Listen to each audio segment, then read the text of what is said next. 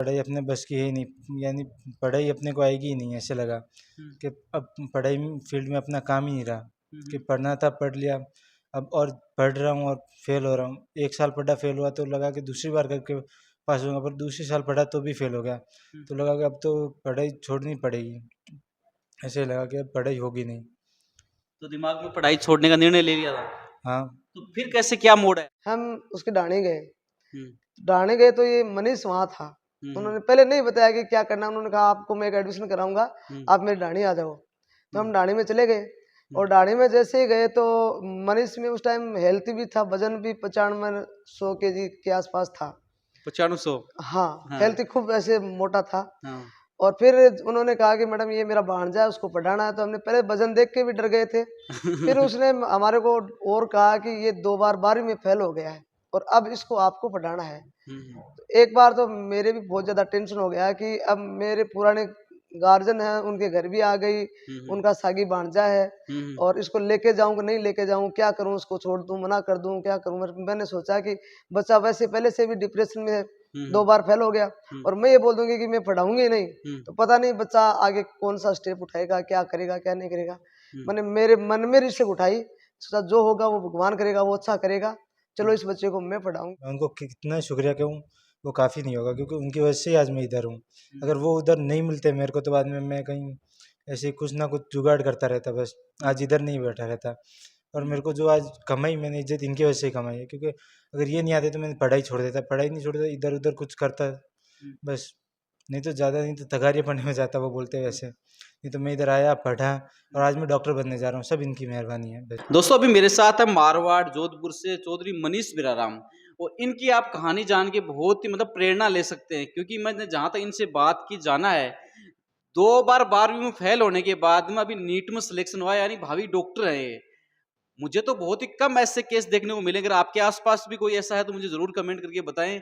लेकिन मनीष की स्टोरी जान के आपको बहुत ही अच्छा लगेगा, प्रेरणा ले सकते हैं और ऐसा समझ सकते हैं जैसे असफलता है वो कुछ नहीं है। सिर्फ अगर आप प्रयास सही समय पर सही निर्णय लें तो जिंदगी का एक ट्रैक है, वो जिंदगी एक सही रास्ते पर जा सकती है। तो साथ में मनीष साहब, सबसे पहले तो आपको बहुत बहुत बधाई हो। धन्यवाद। साथ में सरोज जी कड़वासरा हैं जो इस कहानी के मुख्य सूत्रधार में यही है। इनसे भी बात करेंगे, पूरी डिटेल समझेंगे। मैडम जी राम राम। राम राम। थाने में बहुत बहुत बधाई हो, टाबर डॉक्टर बन रहे हैं। Thank you. तो मनीष, आपके पापा जी क्या नाम है? मेरे पापा जी का नाम भैराराम है। और मम्मी जी का? संतोष। पापा जी क्या करते हैं? पापा जी कंस्ट्रक्शन का काम करते हैं। और मम्मी जी? हाउसवाइफ है। तो पहली बार, जैसे आज के समय में फेल तो बहुत ही कम होते हैं मैडम जी, जहाँ तक देखा है, तो आप पहली बार फेल क्या किस वजह से हो गए थे, क्या लगा?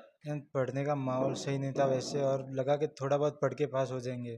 बस पास होना ही मानते हैं आजकल, कि परसेंटेज बन जाएंगे आराम से, क्योंकि 10वीं में बहुत पढ़ा था और परसेंटेज कम ही बने थे। तो ऐसे लगा था थोड़ा बहुत पढ़ लूँगा, परसेंटेज बन जाएंगे और बस हो जाएंगे पास, चलो यही कोई सोचा बात था। नहीं, पहली बार तो फेल हो गए, फिर दोबारा क्यों हो गए? दोबारा बस फ्लो फ्लो में हो गए। प्रॉब्लम में हो गए। हम्म। जैसे दूसरी बार फेल हुए, आपको पता रिजल्ट आया, फेल हो गए, उस टाइम क्या फीलिंग आई? उस टाइम लगा कि पढ़ाई अपने बस की है ही नहीं, यानी पढ़ाई अपने को आएगी ही नहीं, ऐसे लगा कि अब पढ़ाई फील्ड में अपना काम ही नहीं रहा कि पढ़ना था पढ़ लिया। अब और पढ़ रहा हूँ और फेल हो रहा हूँ। एक साल पढ़ा फेल हुआ तो लगा कि दूसरी बार करके पास होऊंगा, पर दूसरी साल पढ़ा तो भी फेल हो गया। तो लगा कि अब तो पढ़ाई छोड़नी पड़ेगी, ऐसे लगा कि अब पढ़ाई होगी नहीं। तो दिमाग में पढ़ाई छोड़ने का निर्णय ले लिया था। हाँ। तो फिर कैसे, क्या मोड़ आया? बाद में मामा जी ने बुलाया कि तुम मेरे पास आ। ननियाल बुलाया, ननियाल वहाँ गया। वहाँ बाद में मामा जी ने अपने ये एलबीएस में पढ़े हुए थे, तो इन्होंने मैडम मैडम जी को बुलाया कि मैडम जी को बुलाया कि आप मिलो और इससे बात करो एक बार। तो बाद में मैडम जी और सुमेर जी आए और मेरे से मिले थे उधर ननियाल में। और बाद में इन्होंने बात की थी और मेरे को मोटिवेट किया इन्होंने कि तू आ एक बार पढ़ के देख, कि हम तेरे को पास करेंगे, तेरे को सही से पढ़ाएंगे, कि फेल वेल ऐसे कुछ नहीं होता, पढ़ेगा तो पास हो जाएगा। मैडम जी ने मोटिवेशन किया और बाद में एलबीएस में आया। एलबीएस में आके मेरे को माहौल सूट हुआ, मैं यहाँ पे रहा, पूरे 1 साल रहा और पढ़ा। पढ़ाई मेरे को सही जम गई। पहले टेस्टों में धीरे धीरे करते नंबर आते गए। बाद में मेरा कॉन्फिडेंस बन गया कि अगर पढ़ूंगा इस माहौल में, ऐसे पढ़ूंगा तो मेरे नंबर तो आ जाएंगे, मैं पास तो हो जाऊंगा। बाद में रामेश्वर जी कड़वासरा है, उन्होंने मेरे को बोला कि तेरे को तो अब 90+ लाने ही लाने हैं, वरना कि तेरा सर और मेरी जूती रहेगी। अब मैंने बोला कि सर ऐसे कैसे होगा, नहीं हो पाएगा, बहुत मुश्किल है। बाद में होता गया और बाद में मैंने बहुत अच्छा किया बोर्ड में और 96.40 बना गया है। तीसरी बार 96.40। हाँ अब जिस टाइम एडमिशन लिया उस टाइम तो सोच रहा कि इस बार कैसे न कैसे करके पास हो जाए। हाँ, बस पास होने का ख्याल था कि कैसे ना कैसे करके पास हो जाऊँ, यही बात थी बस। और 96 मतलब बहुत अच्छे मार्क्स लाए। हाँ, तो उस दौरान स्कूल में जो आप रहे, क्या किस चीज ने सबसे ज्यादा सपोर्ट किया?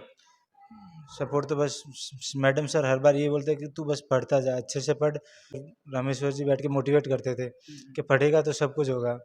उससे मोटिवेट होता गया और बस पढ़ लिया, ऐसे ही पढ़ लिया और काम हो गया अपना। तो मतलब सही स्कूल मिल गई, सही हाँ। मैडम जी सही उस टाइम सही मिल गए, बात हो गई और सही माहौल मिल गया तो बेड़ा पार हो गया।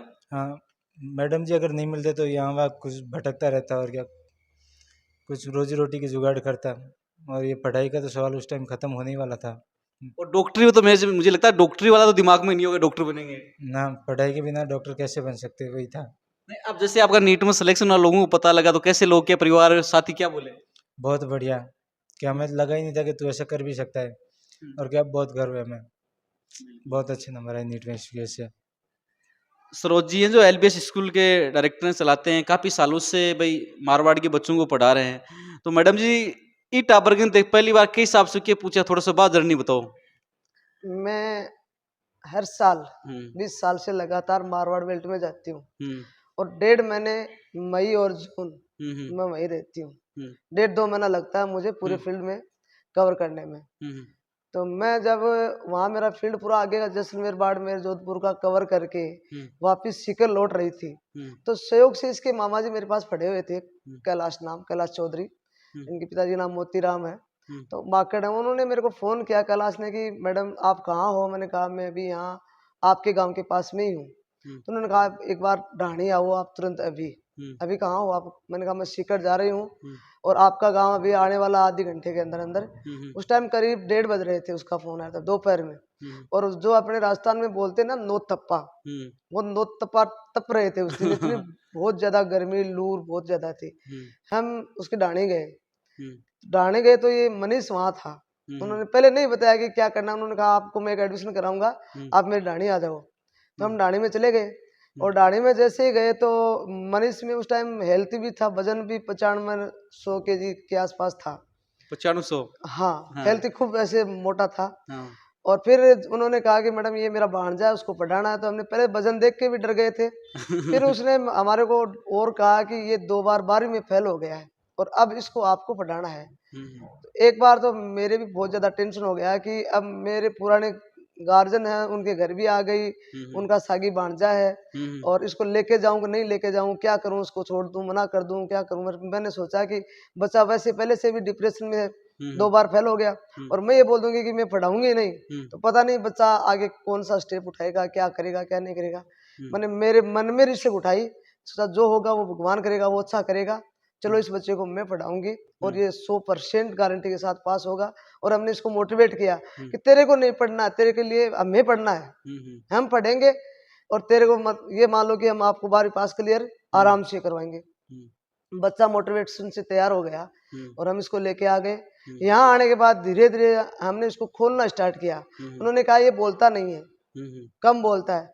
तो हमने जो बच्चों की, हमारे हॉस्टल के बच्चों की जो प्रेयर होती है ना, उसमें हमने इसको आगे खड़ा करके बोलना शुरू करवा दिया कि तू आगे जा और बोल, तेरे को बोलना है, इनको कुछ न कुछ बताना है तेरे को। सही बात है। शुरू से जैसे इसको बोलने के लिए खड़ा किया तो ये एकदम धीरे धीरे अच्छा बोलने लग गया।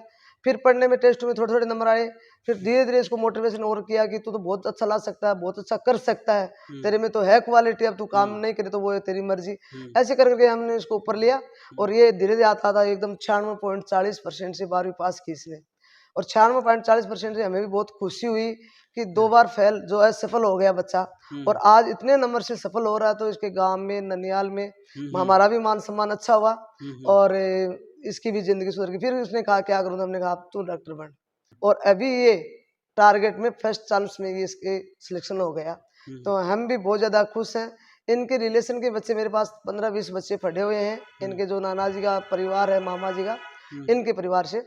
तो हमारे को भी बहुत ज़्यादा खुशी हुई, इनके परिवार वालों को तो खुशी होनी थी कि एक किस तरह से जो असफल आदमी था उसको हमने सफल बना दिया।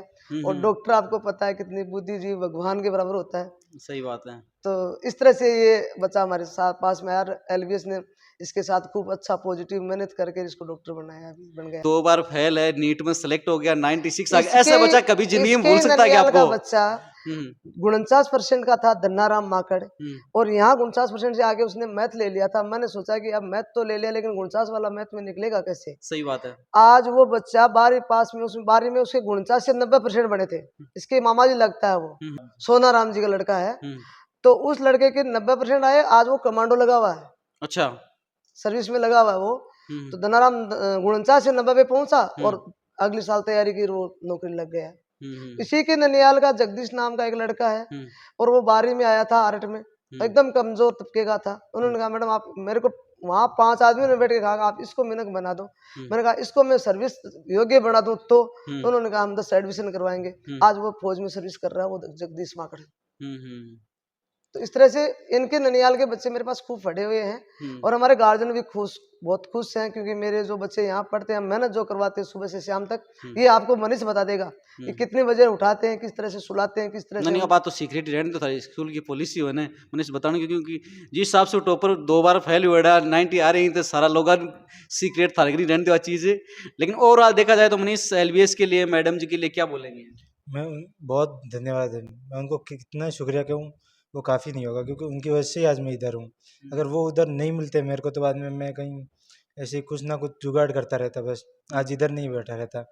और मेरे को जो आज कमाई, मैंने इज्जत इनकी वजह से ही कमाई है, क्योंकि अगर ये नहीं आते तो मैंने पढ़ाई छोड़ देता, पढ़ाई नहीं छोड़ता, इधर उधर कुछ करता बस। नहीं तो ज़्यादा नहीं तो तगारियाँ पढ़ने में जाता, वो बोलते हैं वैसे। नहीं तो मैं इधर आया, पढ़ा, और आज मैं डॉक्टर बनने जा रहा हूँ, सब इनकी मेहरबानी है बस। पूरा मान सम्मान तो अब मेरे वहाँ बहुत सारे स्टूडेंट ऐसे हो गए हैं जो आगे पीछे घूमते, तो वो बोलते हैं मैडम मैंने आपके पास पढ़ा था और मैं सर्विस में हूँ अभी वर्तमान में, वहाँ मेरी पोस्टिंग है। तो मैं बड़ी खुश होती हूँ, जैसे मुझे मेरा बेटा मिलके बोल रहा है कि मैं सर्विस में लग गया और वहाँ मेरी पोस्टिंग है, मैं बहुत खुश होती हूँ। और मुझे गर्व भी महसूस होता है कि आज मेरे पढ़ाए हुए इतने बच्चे वहाँ मतलब सर्विस में हैं।